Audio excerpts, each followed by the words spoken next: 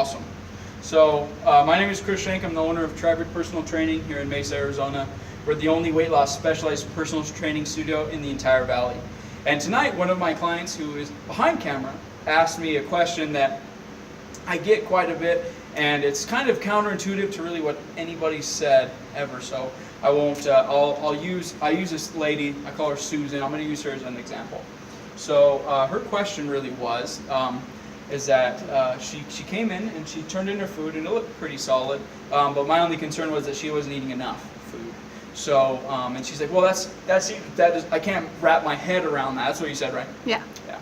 Can't wrap your head around it, and it seems like it's not true because it's always the adage has always been calories in, calories out, right? It's always if you eat 500 calories less than what you burn, then in a week you lose a pound. And to some extent that works, but there's a lot that it doesn't, and here's kind of why.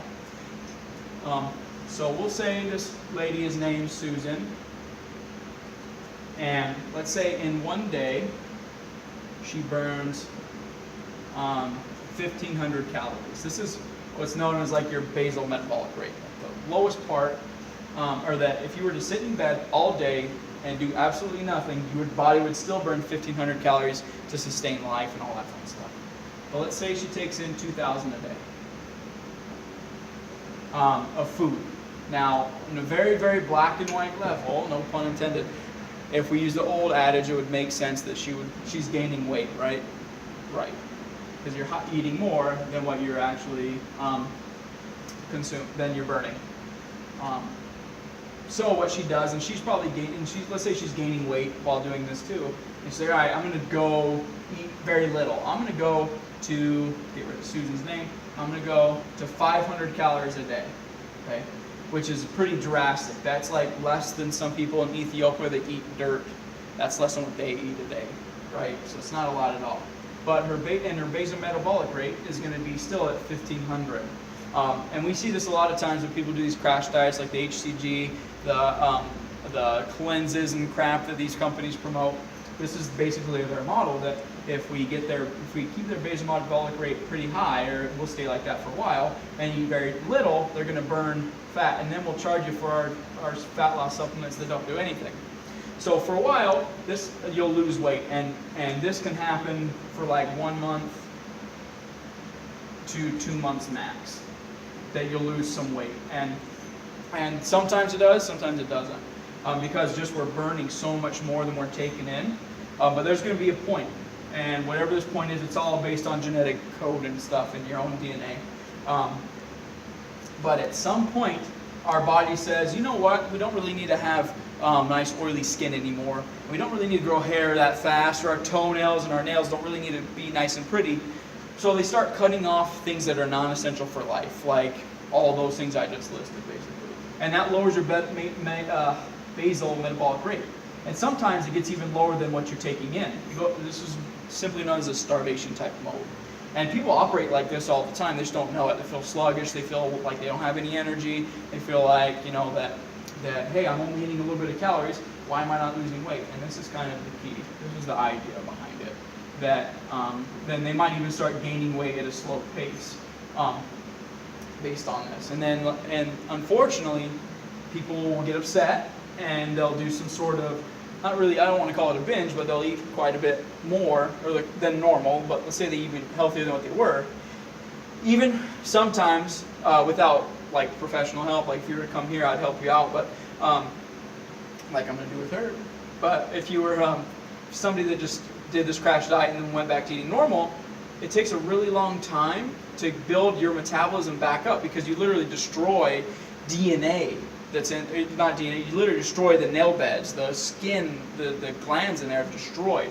So that sucks. So what we want to do to avoid this whole rigmarole here, let me get my awesome magic eraser, is do one of two things. We need to make sure, one, numero uno, we get enough food throughout the day. And I know it's sometimes tough, but the one way to get around tough and make sure we have enough is prepare ahead. That's an E. prepare ahead. So if you know that, hey, one day it's going to be super tough, that we need a the day before, the week, or the weekend even, you can do some crock pot dinners that all you do is just set it in the crock pot that morning, and then by the time you get home, it's already done. So my wife makes a super sweet pulled pork from that, so we just set pork in there, let it cook all day, we get home, and then we put some vegetables and stuff and wrap it in lettuce, bam, pulled pork sandwich, 0 carbs practically, full of protein, and then we put some lettuce, or obviously lettuce wrapped in it, but we put onions, tomatoes, peppers and stuff in it, so it's a huge meal, and it keeps us full for a long time. And then 2, the next thing is to watch your carbs. And I know this is going to be a little bit of a long video, but watch your carbs, and here's really why. Even if we only have 500 calories throughout the day, if the majority of them are carbs and you gain weight, this is typically what happens. Our blood sugar likes to be in a certain range. Actually, the real number is between 60 and 110. This is where we like to be, right in between here. And this is 60 millimoles per deciliter. Not really important, but it's 60 to 110. Now, if we're in normal range, let's say we're right in the middle here at whatever number that is. It looks like it's like 85, I think. Quick math is 85. If we, from here, have a a carbohydrate source, what happens to our blood sugar, and especially if it's like a fruit or if it's like processed anything, what happens is our blood sugar gets really, really high. It's called a high glycemic index carbohydrate, and so it gets way outside of this range here. And what our body does is when our blood sugar is in this range, by the way, before I jump ahead, our insulin levels are practically 0. We don't really need it for anything unless we're exercising, and that's a whole other story, and that's a whole other hour-long video. But our insulin's at 0 here. When we see it jump so high so fast, our insulin tries to come up, and it produces a lot of insulin to beat the demand that's been placed here. So let's say that we've taken whatever, the apple, and that was it. And let's say if we jump up to 190 millimoles per deciliter, but our insulin produces like 160, 100, or not 160, 250. No, 160. It makes it so our blood sugar is total, so we've added like 100 millimoles per deciliter of sugar in our blood. So our insulin's like, holy crap, I need to produce a lot. We just go 160, 190 minus 160, and then our blood sugar drops down to 30, which is way down below the zone. A couple things happen here. Number 1 is that we start craving sugary foods because we're low and we want to get high. So when we crave sugary foods, we want bread, we want sugary drinks, we want pasta, candy, all sorts of crap that brings us up here again. And when we do eat something like that, let's say that adds 85 to our thing, we get high again and low and high and low, and eventually maybe it'll peter out. And in my opinion, and I'm just a personal trainer, but I wouldn't be, this doesn't seem like it's too far-fetched, that when we do this type of stuff to our blood sugar and our pancreas has to keep producing insulin all the time like that, diabetes. That's exactly what happens. Our pancreas runs out of juice and it gets overworked.